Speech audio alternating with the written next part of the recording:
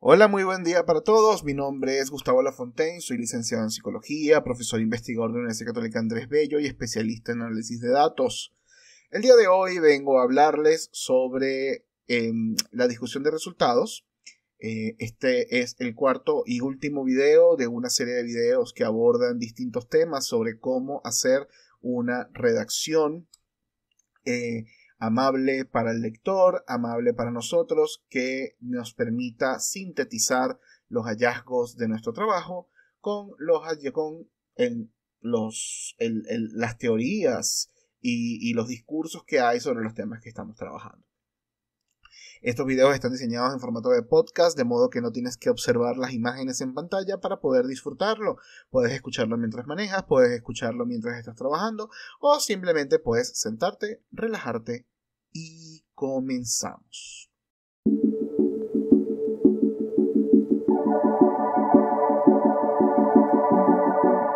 SciSpark.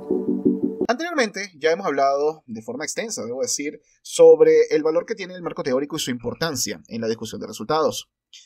Ahora, en el último video, cuando daba tips sobre cómo comenzar la discusión de resultados, les decía que es importante colocar dentro de colocar nuestros objetivos de investigación y dentro de estos objetivos, encontrar qué datos apoyan o nos permiten determinar si cumplimos con el objetivo o no, y si pudimos responder alguna pregunta o no, y colocar las teorías desde las cuales vinieron esos objetivos y conectar uno con lo otro.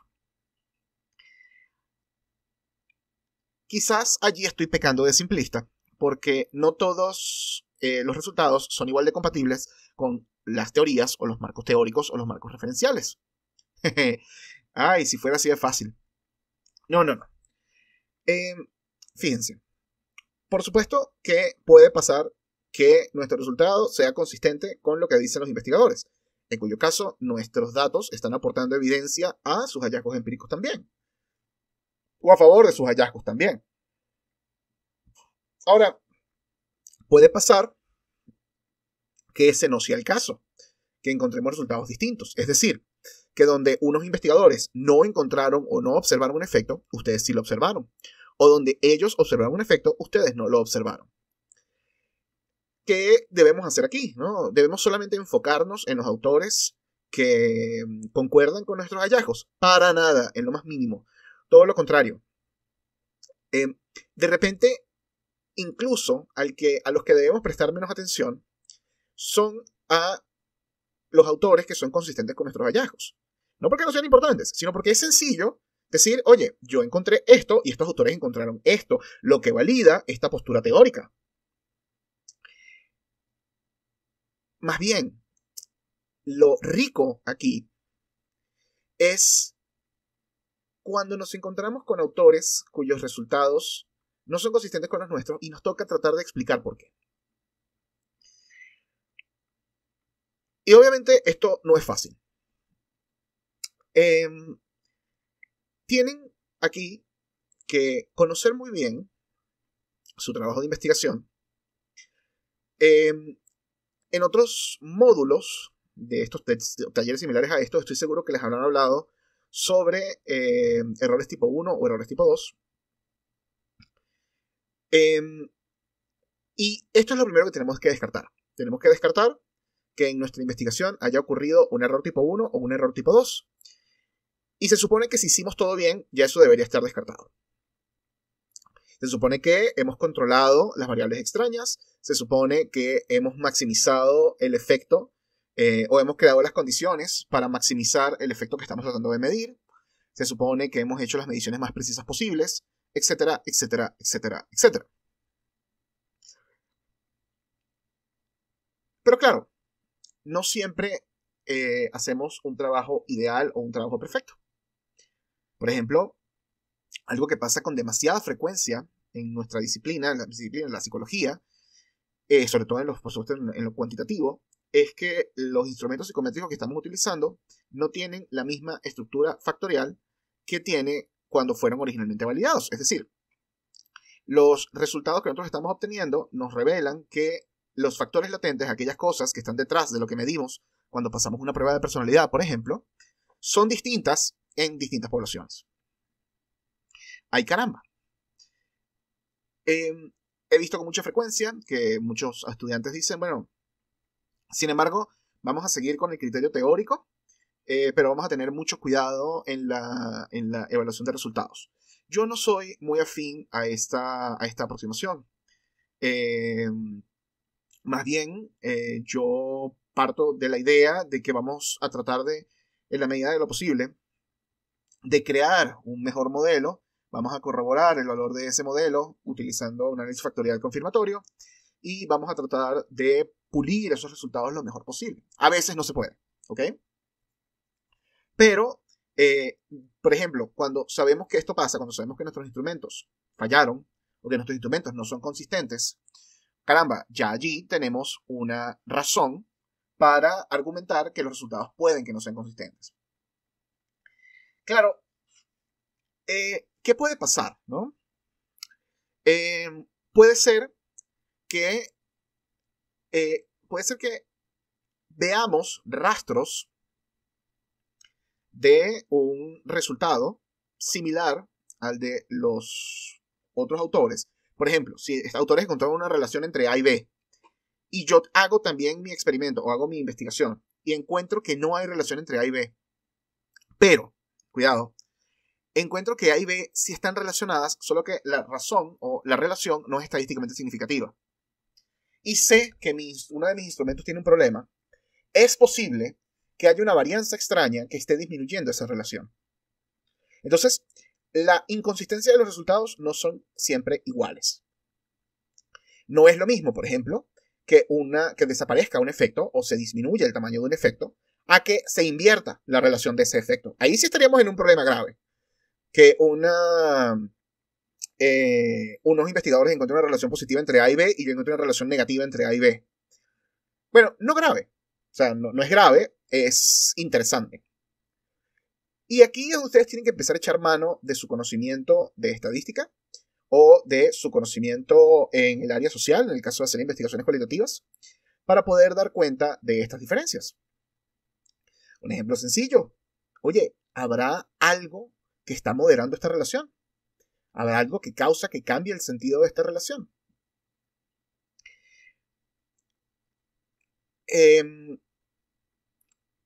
¿Qué pasa, por ejemplo, cuando estos resultados no son consistentes, pero las poblaciones son distintas? Cuando me refiero a poblaciones distintas no me refiero a diferencias culturales, que por supuesto que las van a ver y por supuesto que tienen un impacto muy importante en las cosas que estudiamos, sobre todo en ciencias sociales o en ciencias humanas. Más bien, aquí la pregunta tendría que ser, pensar en diferencias de edad, por ejemplo, en diferencias de estatus socioeconómico, en diferencias de distribución de género o distribución de sexo. Esas son preguntas. De repente, hay una realidad que es dolorosa, es triste, pero hay que aceptarla, y es que la gran mayoría de las variables que nosotros trabajamos muy probablemente no tienen una relación lineal a lo largo de todo el continuum, sino que hay cambios dependiendo de factores como por ejemplo grupos etarios. Y eso lo tenemos que hacer, eso lo tenemos que saber y tenemos que trabajar sobre ello. Por eso es la importancia de tener un marco teórico riguroso, porque esto es lo que nos va a dar las pistas, nos va a dar las señales que nos van a permitir a nosotros poder explicar las diferencias que estamos encontrando. Lo importante aquí es que estoy seguro que ya a lo largo de su formación profesional se han dado cuenta que la ciencia es un vaivén. Hay teorías, hay tesis y hay antítesis, ¿no? Para usar esta idea hegeliana. Y nosotros tenemos que tener la disposición y la apertura para entender que a veces podemos haber formulado una hipótesis pensando que una teoría es correcta cuando no lo es. O cuando nuestros resultados terminan aportando la información a otro modelo. Y cómo nosotros nos blindamos, ¿no?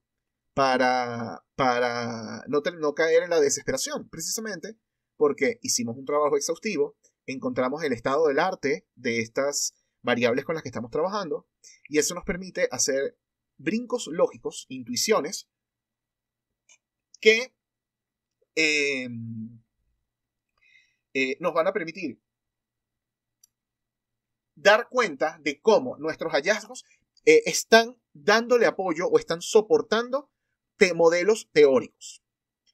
Y recuerden que ese, al final del día, es nuestro objetivo. Es recopilar datos empíricos, ver cómo se comportan esos datos empíricos, y en base a eso, mostrar que ciertas relaciones teóricas se sostienen o no se sostienen.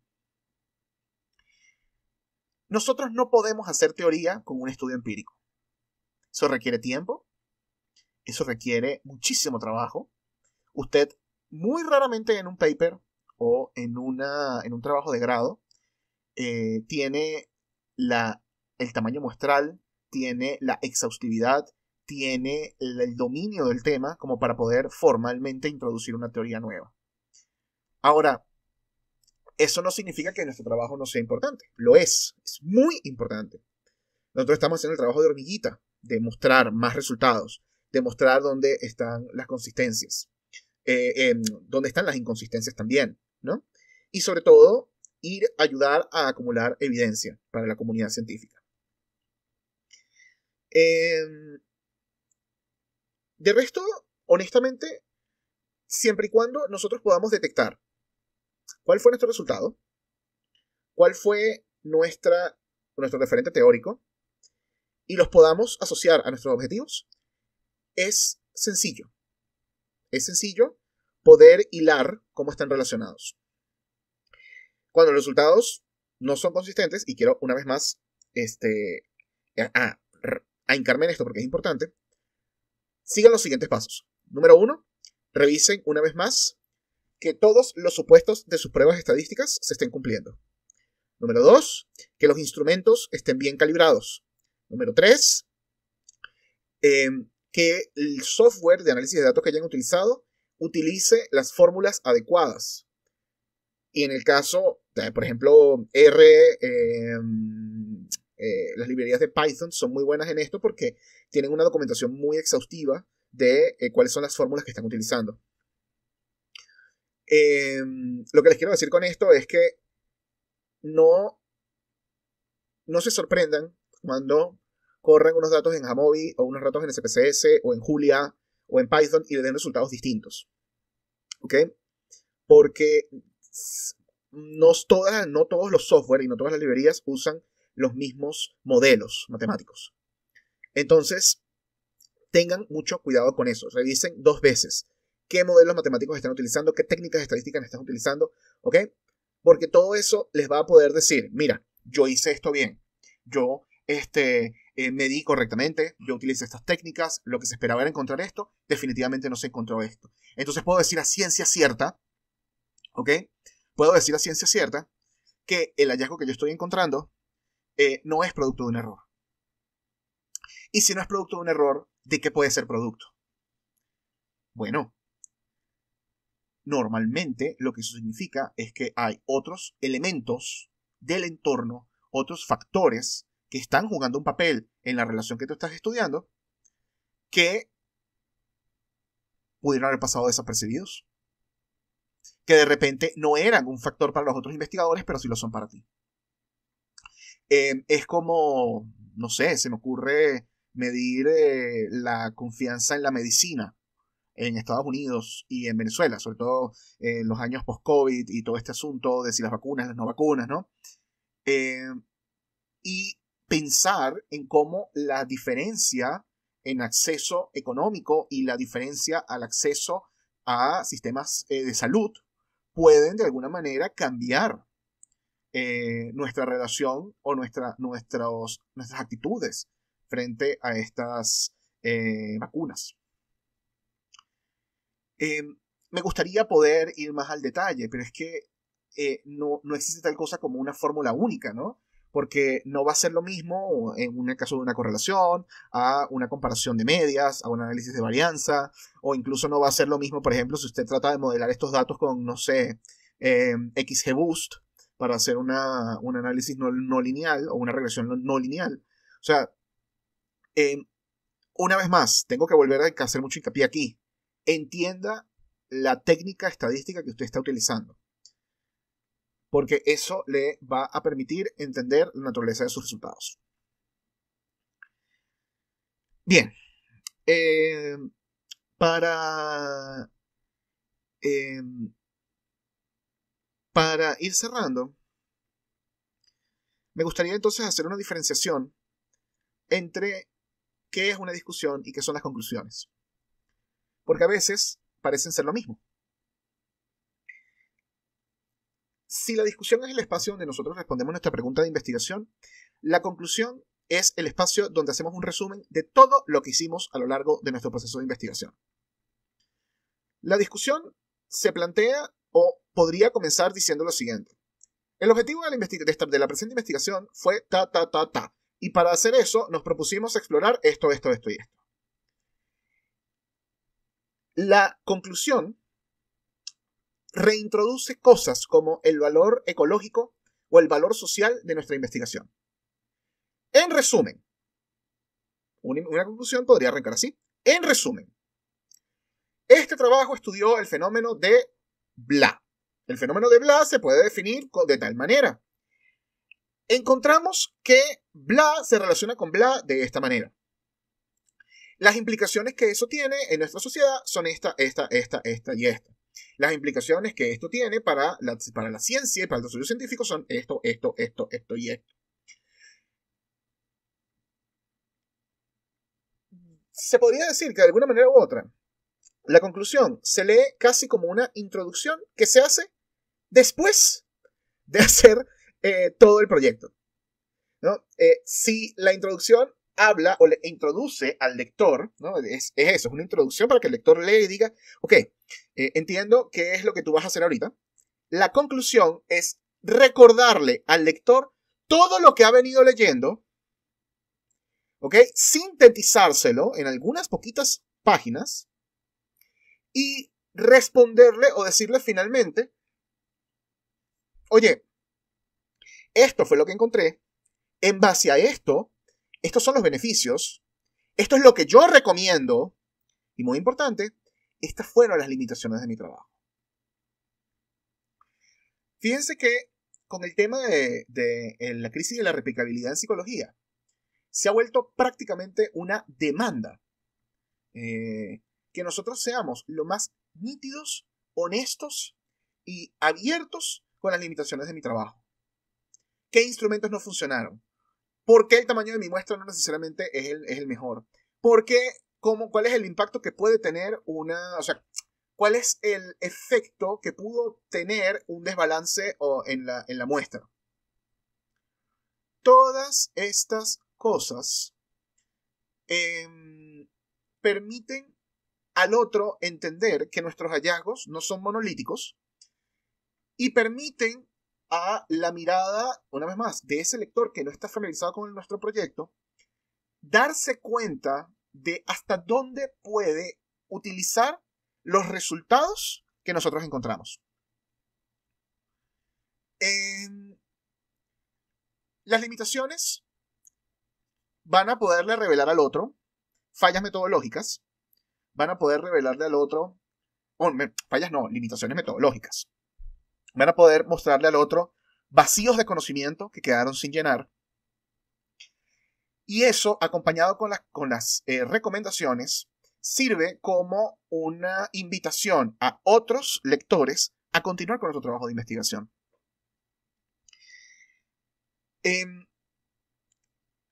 Por eso es que no podemos decir que las conclusiones son lo mismo que la discusión. Las conclusiones abarcan todo, desde el planteamiento del problema hasta la discusión. Y dentro de ellas nos encontramos con el resumen, con las recomendaciones que nosotros hacemos a raíz de lo que encontramos y con los límites de nuestro trabajo. Caramba, entonces, ¿cómo puedo hacer yo una conclusión sin repetir lo mismo una y otra vez? Bueno, primero que nada, está bien que repitas. Los buenos discursos son aquellos donde la información se presenta varias veces. Ahora, lo que no puedes hacer es copiar y pegar lo mismo que ya dijiste. Aquí sintetiza, sé astuto. Entiende que si tú has dicho ya anteriormente, encontré esto, no tienes por qué volver a decir, encontré esto con estos datos. Pero, ¿cuál es la implicación de haber encontrado esto? Que ahí es donde yo he regresado al valor ecológico, el valor social, el valor científico. ¿Cuál es el valor de esto? ¿Qué puertas abre esto? ¿Qué nuevas oportunidades abre esto? Y eso, ¿ok? Es muy emocionante, precisamente, cuando tus resultados son, entre comillas, negativos o no van acordes a lo que tú esperabas con la hipótesis.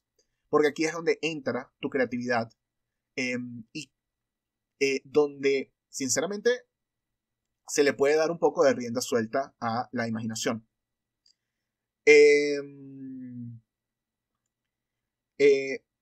Una vez más, con las conclusiones, limitaciones y recomendaciones, también recomiendo que busquen documentos de la revista a la que ustedes van a enviar, que busquen tesis en la institución donde están estudiando, porque también se siguen ciertos estilos. Por ejemplo, hay revistas científicas donde las conclusiones suelen ser nada más un párrafo, hay otras donde hay párrafos, son 2 o 3 párrafos, uno de conclusión como tal, otro de agradecimiento, otro de limitaciones, ¿ok? La cosa no es homogénea, por mucho que nos gustaría que fuese así. Entonces, bien, esto es lo que tengo para ustedes. Espero que mis palabras los ayuden, los orienten un poco, les den un poquito de norte. Lamento no poder ser más preciso aún, pero como les dije, cada investigación es un mundo. Las herramientas más potentes que ustedes pueden tener para trabajar esto, una vez más, es apoyarse en sus tutores, apoyarse en sus profesores, apoyarse en sus amigos y apoyarse en ustedes mismos, en su lectura, en todo el trabajo que están haciendo y la confianza en sus propias habilidades. Dicho esto, les quiero agradecer su tiempo y desearles el mayor de sus éxitos en cualquiera que sea la empresa que los llevó a esta conversación. Les deseo un feliz día a todos.